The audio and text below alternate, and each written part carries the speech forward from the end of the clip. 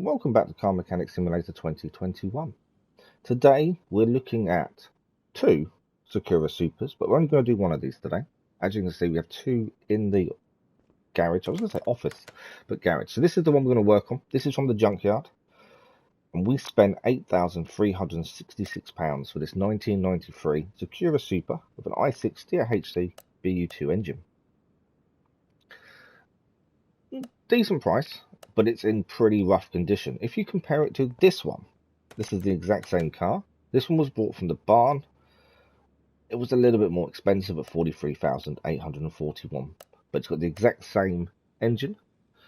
So today we're going to do the factory rebuild, and in the next episode, or the one after that, I may do a lap time one first. I haven't really made my mind up, to be fair, but we'll do the 1-star build shortly afterwards as well. But our focus today has to be on this car. So not a bad looking car, judging by the better looking one. This one is missing quite a lot, as you'd expect from the junkyard. So we'll start as always, take the oil out. Doesn't look like there's any in there. And we'll look to take the engine out. We'll look to see what else is underneath first, to see if there's anything we need to remove. Well, there's a gearbox and that's it. So that's not too bad. So nice and quick we should get this engine out. Just a little conversation while we're taking this engine out. I've got something coming up on the channel to do with Car Mechanic Simulator. So if you're enjoying the content, subscribe if you like, and a like on the videos does help as well. But we have got something new coming out. It's going to take me a bit of time to organise, but I saw a challenge the other day that interested me. It's called the Rust Racer Challenge. Now, if you've heard about it before, you'll know the general premise is you buy a car from the junkyard, can't fix anything, can't buy new parts, have to use junkyard parts only and try and get it running to a degree. So we're going to do a slight variation on that, which I'll talk about more when I actually get it all sorted. But I've had to start a new game away from this one, so I need to earn some money to actually do it. But that is something I'm looking to do on the channel in the near future. I can imagine each episode will be a bit sporadic because it does take a long time to get everything done, especially if you're finding every part from the junkyard. But we'll talk about it more in detail once I get it all organised. But something to look forward to if you're into Car Mechanic Simulator. That is what is coming up at some point on the channel in the near future. Back to today's engine. There's not much to take off. As you can see, there isn't much there, which, okay, means it's going to cost us quite a bit of money getting this back together. This is why I decided the other car be a better 1-star build, because there's more of it there. It makes less sense to do it on this when we've got two to choose from. This makes more sense to do a proper rebuild to factory condition. Kind of makes a lot more sense in my eyes. So we're just going to take out the pistons, and this is nearly done, to be fair. This is how little there was on the engine. So pistons out. And then we've got the crankshaft, and then the engine block. We'll go and fix everything, and we're back in a very, very quick second. Okay, everything is fixed. We've bought parts we needed. There's probably a few things I'm missing, so we'll have to buy as we rebuild. But we'll speed this up as well. So enjoy the rebuilding the i6 DHC BU2 engine.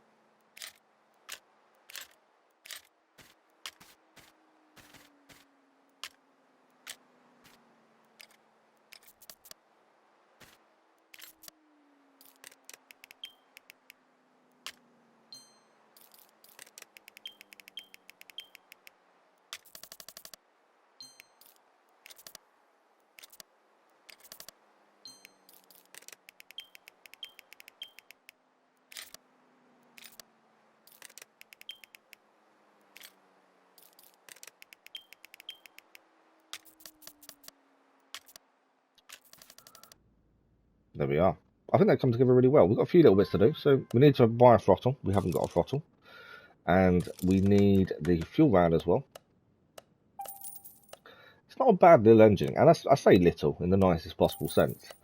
It isn't a big engine. It's not going to produce a massive amount of horsepower. It's a nice one to rebuild, to be fair. Quite compact. So fuel rail going on now. And then we have it. I think we're done. As I say, very compact. So now the engine is done. We're going to head back to the car. And we need to strip the suspension out. So again, we'll speed up the stripping out. And we'll see you when the car is missing its whole suspension.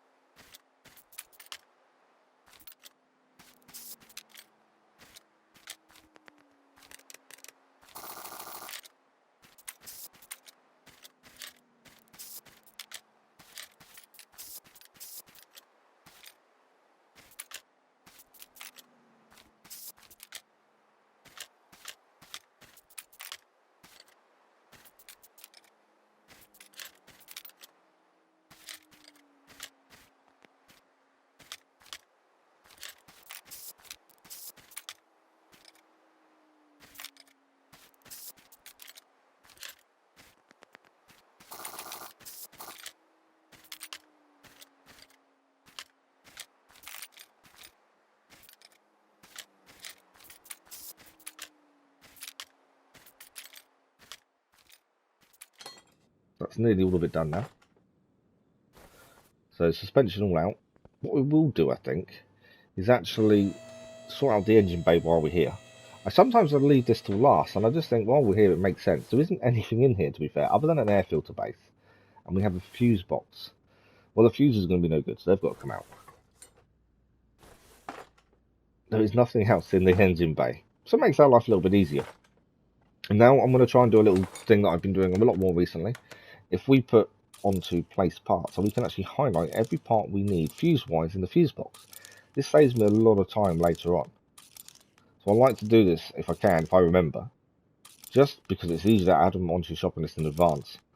And then you know exactly what you need. And I keep forgetting, but I do try and remember to do this. And we'll do the same with the whole engine bay, I think. If we put build mode back on, we can actually tag everything that we know we're missing from the engine bay. And that way it just makes life a bit easier when I'm buying stuff, rather than forgetting, oh, I forgot that, I forgot this. Might as well have a quick look around the engine bay now. It makes my life a lot easier. It's going to speed things up. There are things obviously not going to see, certain tops and things, but I may be able to work some of those out just by what we have the base of. If that's the case, hopefully this may speed this up a little bit. I don't know. It's worth trying. It's something we do very often, but it's definitely worth a look. But that is the engine bay done. So we've got to take off all the parts of the bodywork. Now there isn't a massive amount.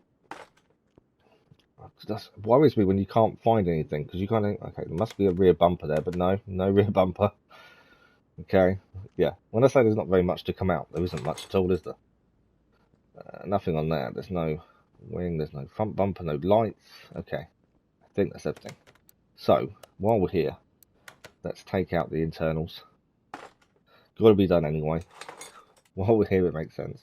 I'm kind of amazed at how little this car has, but then for the cost of the car, it's not really that surprising, I suppose. There we go. So while we're here, let's go and weld the car. This is normally the first point you get to where you can see a complete difference in the car you're rebuilding. The welding does such a good job. You very quickly realise, okay, we're now getting somewhere. Well, now that's done, we're going to go off and fix everything, and we'll be back in a couple of seconds. So everything is fixed, we've bought parts we needed. I've probably forgotten a few things, but there we go. So we're going to rebuild the suspension, and we'll see you again once the suspension is rebuilt.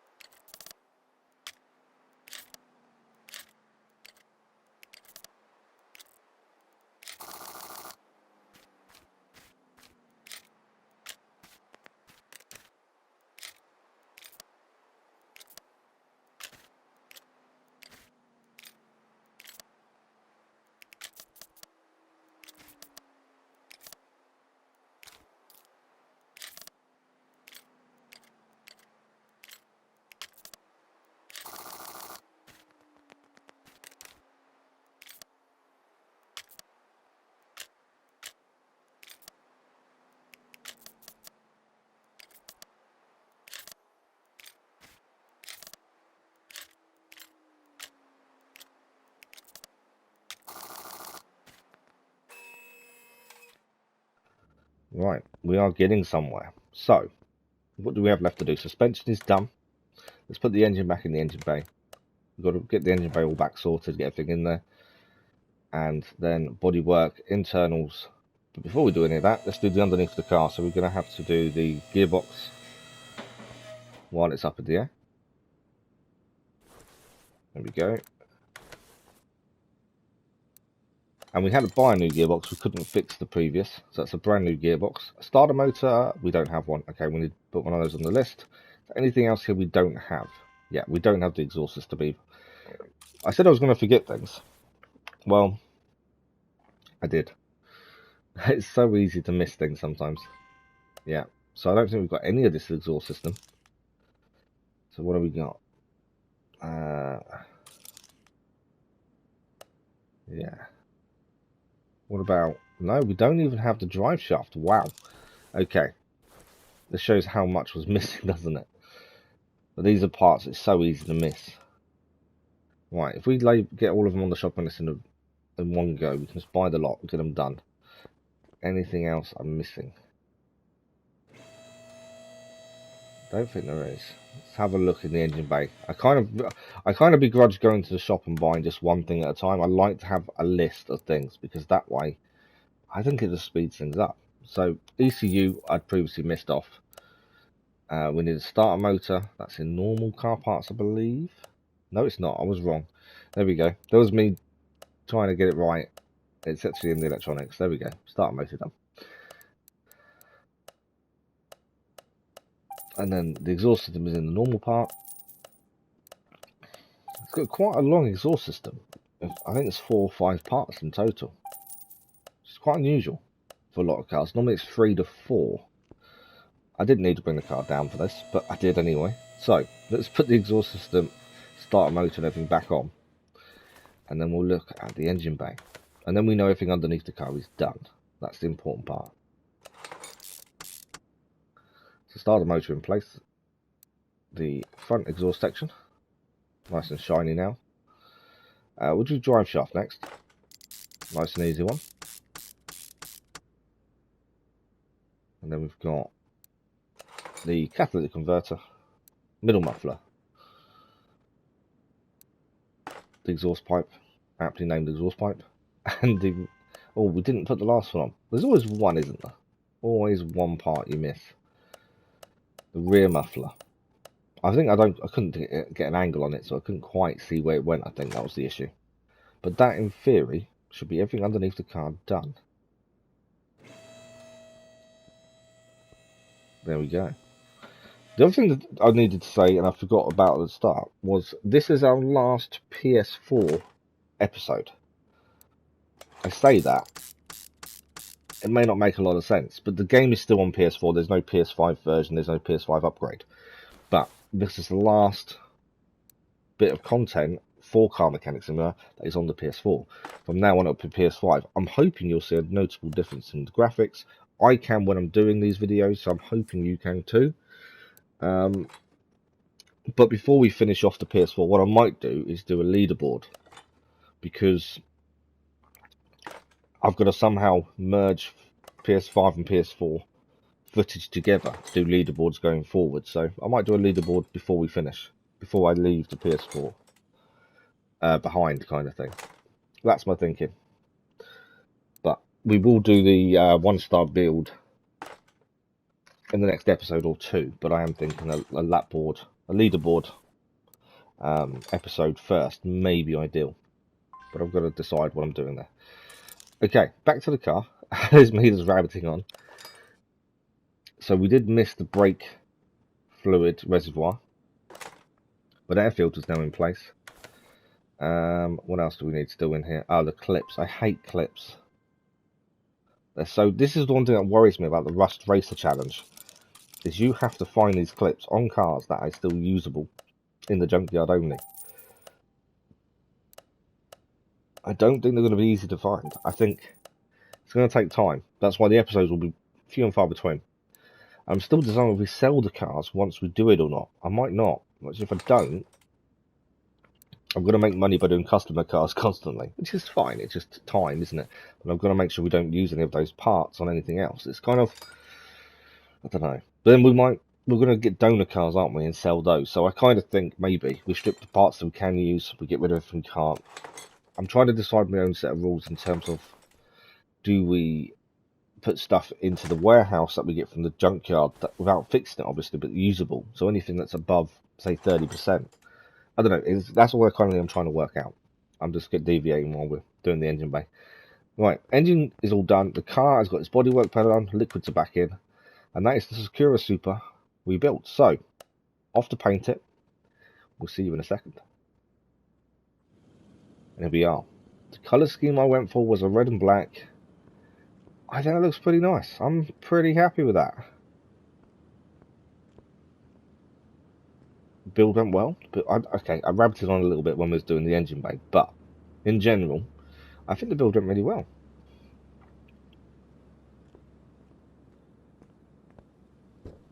Okay, now time for the lap times. So this is our fourth lap, of the day. We just finished our third, which was 2:03. You can see the gradual improvement in the top right. 2:14 standing start, 2:04, 2:03. This fourth lap was our best, mainly because we made a little bit of a mistake on the last lap, which cost us a better time. So this was our best time of the day. In general, the car handles pretty well.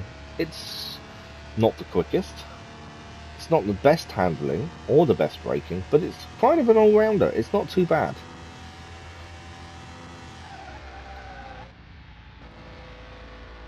It kind of travels nicely round the corners. It does hold the track quite well. But yeah, it's just not the quickest, more than anything else. I think it's meant to look like a sports car, but isn't a sports car. I think that's probably what they went for. But it's not too bad. So we've got the tight right-hander coming up.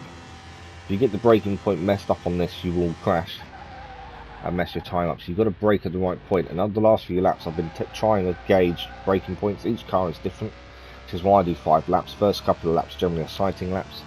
I'm trying to test brake points and stuff like that to work out best place to brake. Long left-hander now. Braking nicely. Probably a little bit slow round here, but I did find if you go much quicker, the car doesn't like it and the back end will come out. Trying to keep it within the white lines. It's easy to go over. I've done it so many times now. We are heading towards the final corners of the lap. Got a little left-hander followed by a right-hander. There's the right-hander. Big brake. Right-hander. Left-hander straight away afterwards. And then we're on to the last final corner coming up now. And we're going to cross the line in a 2 minutes, 2.01.421. 14th on the leaderboard. 14th place.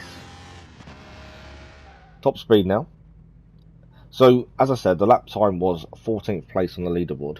It's not the highest, but I wasn't expecting it to be. It's a nice benchmark. You got to think, when we do the performance versions of these cars, the aim is to beat the lap time that we set in the basic version. And, you know, there's always a chance we can do that. So 2:01, not the best, not the worst. 14th, that's not too bad. Top speed though, I did say in the lap this wasn't the fastest car. It's slowly starting to struggle. We're into 6th gear now, and you can see it is struggling. Well, 180 kilometers per hour, going up still to 190. Slowing down a little bit now. It's not really building as much as it was. And we're going to hit the wall at 200 kilometers per hour, which is 124.274 miles per hour. That's 12th on the leaderboard. So we didn't set the leaderboards alight, but it's a nice solid car. There are some cars you look at the engine and go, yeah, you're not going to set the boards alight, but it's not a bad rebuild. So we're going to talk numbers. We spent £24,164 fixing, including buying the car. It was £32,530. We're going to sell it for £105,664, which is a profit of £73,134, which is our second highest profit. That's pretty good for a car that doesn't really stand out much. As I say, this is the last PS4 episode, so we'll see you on the PS5 next.